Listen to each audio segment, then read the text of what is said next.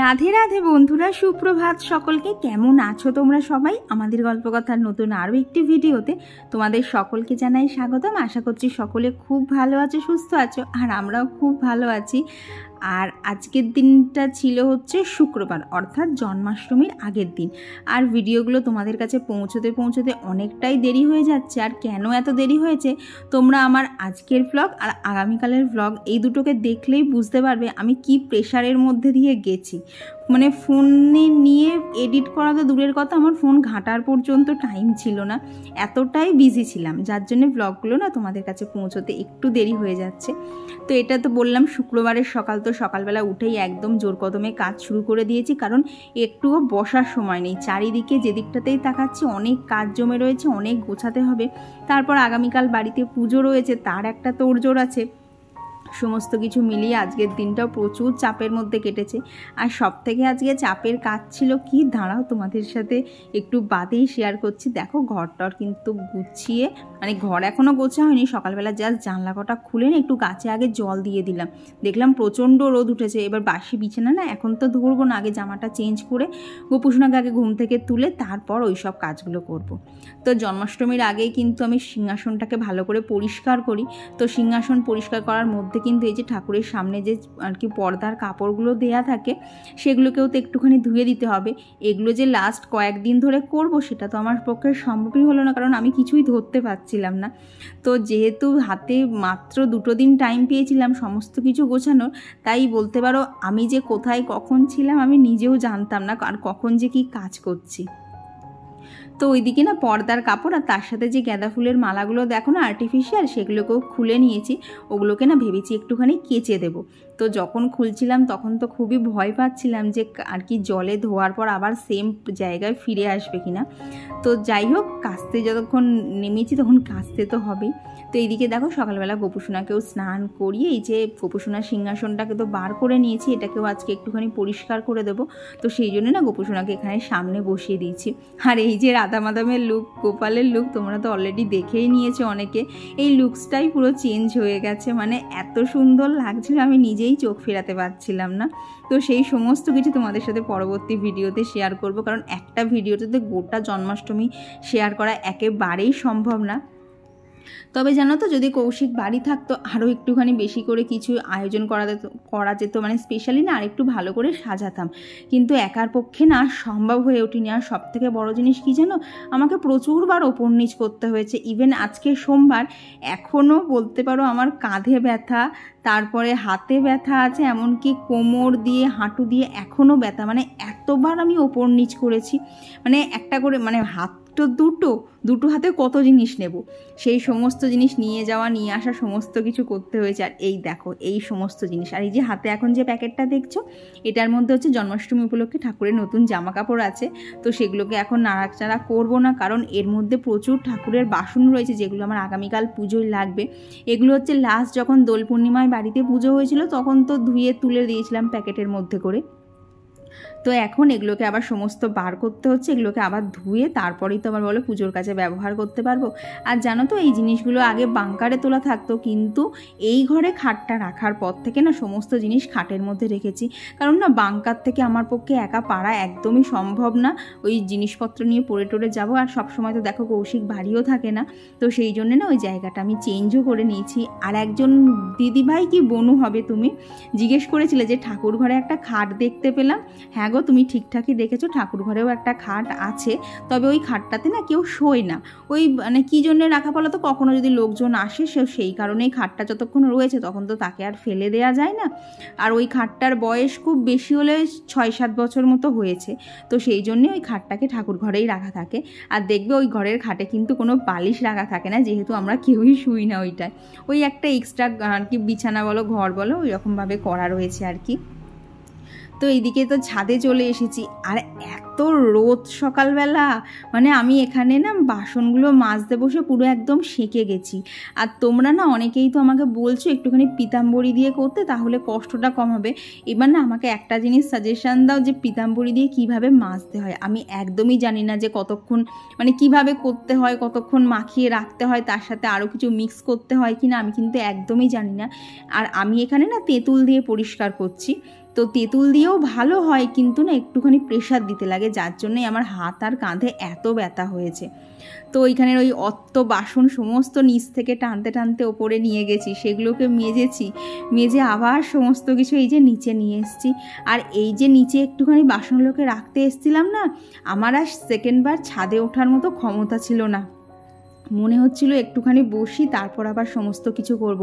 কিন্তু ওই যে এইগুলো তো নয় তাও ঘরে মেলে দিতে পেরেছি, কিন্তু ছাদের যে ঠাকুরের জামা কাপড় সেগুলোকে তো শোকাতে হবে। আর এখন তো বৃষ্টির কোনো ঠিক ঠিকানা নেই, দুপুরবেলা হলেই বৃষ্টি আসছে, বিকেলবেলা বৃষ্টি হচ্ছে।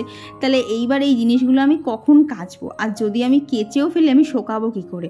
কারণ এই কথাটা বলছে কারণ তোমরা অনেকেই হয়তো বলবে যে কাজগুলো বিকেলবেলা করতে পারতে, কিন্তু বিকেলবেলা করাতে সমস্যা হচ্ছে, শুকোবো কী করে? আর এই যে ফুলের মালাগুলো দেখছো, এগুলোকে তো আমাকে শোকাতেই হবে, কারণ এগুলো দিয়েই আমার সিংহাসনটা সবসময় সাজানো থাকে।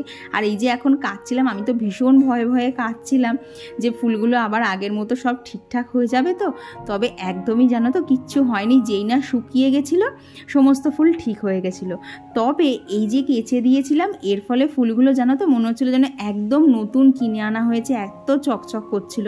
আর দেখতেই তো পাচ্ছ ছাদে যেরকম হাওয়া রয়েছে তেমনি কিন্তু রোদ রয়েছে, আর আকাশটা এত সুন্দর লাগছে। তবে সেই আকাশটার আজকে আর প্রশংসা করতে পারছি না, কারণ অলরেডি এই মানে প্রায় ধরো পৌনে 1 ঘন্টা আমার সমস্ত কিছু এই যে কাঁচা ধোয়া করতে সময় লেগেছে। এর মধ্যে আমার অবস্থা একদম শোচনীয় হয়ে গেছে, আমার আর শরীর দিচ্ছিল না। মনে হচ্ছিল কেউ যদি একটুখানি রান্না করে খেতে দিত, এর থেকে আর উপকারের কিছু হতো না। তো এইদিকে দেখো সমস্ত ঠাকুরের জামা কাপড় মেলে দিয়েছে, আর যা রোদ আছে আশা করছি সমস্ত কিছুই শুকিয়ে যাবে। তবে মাঝখানে একটা গন্ডগোলও হয়েছিল, চলো পরে শেয়ার করছি। তো ছাদ থেকে এসে আগে নিচে চলে এসেছি, কারণ সকালবেলা থেকে এখনও বাসি বিছানাটাকে ক্লিন করা হয়নি। এখন প্রায় 9টা 15-20 মতো বাজে। তো কখন আমার এই সমস্ত কাজগুলো হয়ে যায় সেগুলো আজকে কিচ্ছু করা হয়নি। তো ভাবলাম ঘরটাকে আগে পরিষ্কার করে না তারপরে রান্নাঘরে ঢুকি। আর কি এই যে বিছানাটা ঝাড়া হয়ে গেলে না একটুখানি এদিক ওদিক ঘুরতেও পারবো, একটুখানি ফ্যানের নিচে বসতেও পারবো, কিন্তু রান্নাঘরে গেলে আবার সেই গরমের মধ্যে আর ভালো লাগছিল না যেতে। তো ছাদে যাওয়ার আগেও তো সানস্ক্রিন অ্যাপ্লাই করে গিয়েছিলাম, কিন্তু আসার পর না দেখছি হাতগুলো না কেমন জ্বালা জ্বালা করছে। তো ভাবলাম তাহলে আরেকটু সানস্ক্রিন অ্যাপ্লাই করে নেই। আর জানো তো এই সানস্ক্রিনটা অ্যাপ্লাই করলে কিন্তু হাতটা যে মানে রোদে পুড়ে যে একটা গরম ভাব থাকে না, সেটা কিন্তু একদম কেটে যায়। তো তারপর মানে কোনো কাজ করতে ইচ্ছা করছিল না, ভাবলাম 5টা মিনিট বসি। আরও জানো ওই বোতলটায় প্রায় পৌনে 1 বোতল জল ছিল, এক টানে পুরো খেয়ে নিয়েছি, এত জল তেষ্টাও পেয়েছিল। তো অনেকটা তারপরে ধরো মিনিট 10 মতো একটুখানি বসেছি, তারপরেই এই যে আবার সমস্ত কাজে হাত দিলাম। তো চলো এদিকে কাজ কটা গোছাতে গোছাতে তোমাদের সাথে কমেন্টগুলোও শেয়ার করে নিই, কারণ বিকেলে আবার বাজারে যেতে হবে। গত ভিডিওতে তো তোমাদের সাথে শেয়ার করেছিলাম ঠাকুরের জন্য ফল টল সমস্তই নিয়ে এসেছিলাম, কিন্তু ফুল মিষ্টি তো আর 2 দিন আগে থেকে আনা যায় না। আর যেহেতু ঠাকুরের আমার কোনো আলাদা করে ফ্রিজ নেই, তো আমাকে যথারীতি আগের দিনই আনতে হবে, না হলে দিনের দিন, তার বেশি আগে তো আমার আনলে একদমই হবে না। তো সেই জন্যও একটা চাপ রয়েছে যে আমি ঘরের জিনিসপত্র গোছাবো না বাজারের কাজগুলো সারবো, প্লাস একটু মার ওখানেও যেতে হবে। কেন যেতে হবে দাঁড়াও শেষের দিকে বলছি। মানে আজকে বললাম না এত কাজের চাপ ছিল না, এই যে ভিডিও করছি এই অবধি আমার কাছে এডিট করার বিন্দুমাত্র সময় ছিল না। আর রাতে যে এডিট করব, এই যে সারাদিন এত খাটাখাটনি ধকলের পর না রাত্রেবেলা বিশ্বাস করো আমি ফোনের দিকে তাকাতে পারছি না। ওই যে ফোনের আলোটা যখন চোখে লাগছে না, রীতিমতো চোখটা ব্যথা করছে, তারপরে তো ঘুম ঘুম পাচ্ছেই। মানে একদিন এরকমও হয়েছে জানো তো, একদিন মানে কৌশিক ওদিকে ওর মতো কথা বলে যাচ্ছে, আমি ভুলভাল উত্তর দিয়ে যাচ্ছি, কি বলছি কি না বলছি কিচ্ছু জানি না। তারপরে দেখি ও কখন ওদিক থেকে ফোন কেটে দিয়েছে, আমি ফোন ওই রকম ফেলেই ঘুমিয়ে পড়েছি। তো এইদিকে দেখো নিচে এসে একটুখানি বাপিকেও খেতে দিয়ে দিয়েছি ডাল করে, আর এইখানে হচ্ছে আমার খাবারটাও খেয়ে নিয়েছি, দিয়ে ওদিকে ভাত বসিয়ে এই যে এখন আজকে করবো হচ্ছে পটল আলু আর সয়াবিন দিয়ে একটা তরকারি। তো তারই জন্য না এখানে পটলগুলোকে কেটে নিচ্ছি। আর বললাম না পায়ে খুব ব্যথা হয়েছে, দেখো আমাকে কোনোদিন দেখেছো রান্নাঘরে চেয়ার নিয়ে বসে কাজ করতে, কিন্তু আজকে আমাকে করতে হয়েছে। এত আমার পা যন্ত্রণা করছে, আমি দাঁড়াতে পারছি না, মনে হচ্ছে একটুখানি বসে বসে কাজ করলে ভালো হয়। তো ভাবলাম যে কাটাকাটির ব্যাপারগুলো আছে না সেগুলোকে একটুখানি বসে বসে করে নেই, কারণ রান্নাটা তো আমাকে দাঁড়িয়েই করতে হবে, কারণ চেয়ারে বসলে আর কড়াটাকে আমি ঠিকঠাক দেখতে পাবো না। তো এইদিকে আজকে করব হচ্ছে ডাল, তার সাথে মানে ডাল তো সকালবেলা করা হয়েই গেছে, আর এই যে করে নিচ্ছি পাঁপড় ভাজা আর ওদিকে সয়াবিন আলুর তরকারি। মানে এইটুকু করতেই আমার কাছে আজকে প্রচণ্ড কষ্ট হয়েছে, মানে আমি দাঁড়াতেই পারছিলাম না, এত ব্যথা। আর কি বলো তো, আরও জোর জবস্তি করে করিনি, কারণ আগামীকাল যেহেতু পুজো, তো সেদিনকে তো খাটাখাটনি আরও বেশি, মানে কতবার যে ওপর নিচ করতে হবে গুনে কুল করা যাবে না। তো সেই জন্য না আজকে যতটা সম্ভব একটুখানি না হালকার ওপর দিয়েই ছাড়ার চেষ্টা করছিলাম। তো চলো এবার কিছু কমেন্ট শেয়ার করি। আমার গত ভিডিওতে পায়েল দিদিভাই লিখেছো না আজকে ব্লগ দেবে তো বোন। হ্যাঁ গো দিদিভাই, তোমার কমেন্টগুলো জাস্ট দেখলাম, আমার কাছে ঘন্টাখানেক মতো আগে ঢুকেছে, তোমার সবকটা কমেন্টই ঢুকেছে। হ্যাঁ গো, এবার থেকে প্রত্যেক দিনই ব্লগ আসবে। কি বলো তো, বাড়িতে পুজো আজা হলে দেখবে এমনিই কিন্তু একটু চাপ থাকে, তারপর যদি কৌশিক বাড়ি থাকতো না আমার এতটা চাপ হতো না। টুকটাক জিনিসপত্র এই যে পরের দিনে ধরো ফুল মিষ্টি ওগুলো কৌশিকই নিয়ে আসতে পারতো, কিন্তু সেগুলো আমাকে গিয়ে গিয়ে করতে হয়েছে, যার জন্য আমার উপর প্রচুর চাপ পড়ে গেছে। তো আর কমেন্ট করেছিল হচ্ছে সুচরিতা মণ্ডল দিদিভাই। তো দিদিভাই লিখেছো তোমার পুজো করা দেখতে খুব ভালো লাগে। হ্যাঁ সেটা তো তোমরা অনেকেই বলো, কিন্তু এই ব্লগে না হলেও পরের ভিডিওতে কিন্তু অবশ্যই জানিও আমার রাধা মাধবকে কেমন লাগছে। বিশ্বাস করো আমি নিজেই চোখ ফেরাতে পারছিলাম না, মানে নিজে সাজিয়েছি বলতে না, মানে ঠাকুরের মুখের দিকে দেখবে মাঝে মধ্যে তাকালে মনে হয় হাঁ করে দেখে যাই। তো আমার ঠিক সেই জিনিসটাই হয়েছিল। আর এই সমস্ত কথা তোমার সাথে আজকে শেয়ার করছি, কিন্তু ব্লগটা আসবে কালকে, কারণ গোটা জন্মাষ্টমী একটা ব্লগে শেয়ার করা সম্ভব না গো। আর কমেন্ট করেছিল আমাদের ছোট্ট সংসার থেকে দিদিভাই। আর পম্পিপাল দিদিভাই লিখেছো যে কালকের তো ভিডিওটা দেখতে পারিনি, সকালে দেখলাম তোমার ভিডিওগুলো দেখে আমি অনেক গুছিয়ে কাজ করা শিখেছি। থ্যাংক ইউ গো, শুনে ভীষণ ভালো লেগেছে। আর এই দেখো রান্না করতে করতে কখন যে এরকম মুষলধারে বৃষ্টি চলে এসছে না আমি জানি না, কারণ চিমনি চলছিল, জানলাটা বন্ধ, তারপর তো পরে আওয়াজ পেয়ে দেখি ওই বৃষ্টি। আর এরই মধ্যে ছাদে যে সেই দেখলে ঠাকুরের জামা কাপড়গুলো দেওয়া ছিল, সেগুলো যেন সবাই এক রাউন্ড স্নান করেছে। তারপর বৃষ্টি কমে গেলে আবার যেই জোরে রোদ উঠেছে, তারপর আবার শুকিয়েছে। মানে আজকে ঠাকুরের জামা কাপড়গুলোকে দুবার করে কাচা হয়ে গেল, একবার আমি কাচলাম আর একবার ভগবানই ওপর থেকে জল ফেলে নিজের মতো করে ধুয়ে নিলেন, কি আর করা যাবে। আর কমেন্ট করেছিল টুম্পা দিদিভাই। আর রিঙ্কি দত্ত দিদিভাই লিখেছে জানো দিদিভাই খুব ভালো লাগছে গাছগুলোকে ঘরে লাগিয়ে, মন খারাপ থাকলেও ঘরে এসে ওদের দেখলেই মন ভালো হয়ে যায়। হ্যাঁ গো, এই সেম জিনিসটা আমিও ফিল করতে পারি, যার জন্যই বলতে পারো আমার ঘরের কোনা কাঁদারি চারিদিকে গাছ লাগানো থাকে। আর কি বলতো, বাপি তো এসব গাছ টাছ পছন্দ করে না, যার জন্য না মানে সারা বাড়িতে চাইলেও করতে পারি না। এই ওপরটার মধ্যে বলতে পারো আমার অবাধ স্বাধীনতা আছে, যার জন্য আমি ওপরটাতে যা ইচ্ছে আমার যেভাবে মন চাই গুছিয়ে রাখি। তবে জানো তো নিচটাও খুব করার ইচ্ছা, কিন্তু মানে নিচটায় করার স্বাধীনতা আমার নেই, তো সেই জন্যে আর করা হয়ে ওঠে না। আর কমেন্ট করেছিল শম্পা মাইতি দিদিভাই। আর কমেন্ট করেছিল আসিফ ফারজানা থেকে ফারজানা দিদিভাই, কাবেরী সূত্রধর দিদিভাই। আর কমেন্ট করেছিল মৌ লাইফস্টাইল থেকে দিদিভাই। আর সুরভিদি কমেন্ট করেছো না একবার গৌহাটিতে এসে কামাখ্যা মন্দিরে ঘুরে যেও। হ্যাঁ গো, সে আর বলতে কত জায়গায় যাওয়ার ইচ্ছা, কিন্তু এই যে কৌশিক কোথাও যাচ্ছে না জানো। কৌশিক লাস্ট টাইম তো কামাখ্যা মন্দিরে গিয়ে পুজোও দিয়ে এসছে, আর আমাকেই নিয়ে যাচ্ছে না কোথাও একটা। আমি তো বলেছি পুজোর পর যদি আমাকে ঘুরতে নিয়ে না যাও আমি স্রেফ বাড়ি চলে যাব, আমি আর আসবো না, তোমরা থাকো এখানে তোমাদের বাড়িতে, আমি চললাম। তো এই বলে তো ওকে বলে রেখেছি, এখন দেখি কোথায় ও যাওয়ার প্ল্যানিং করে। আমার বিশ্বাস করো আমার খুব বাড়ির থেকে বেরোতে ইচ্ছা করছে, আমার এই চার দেয়ালের মধ্যে না আর আমার ভালো লাগছে না।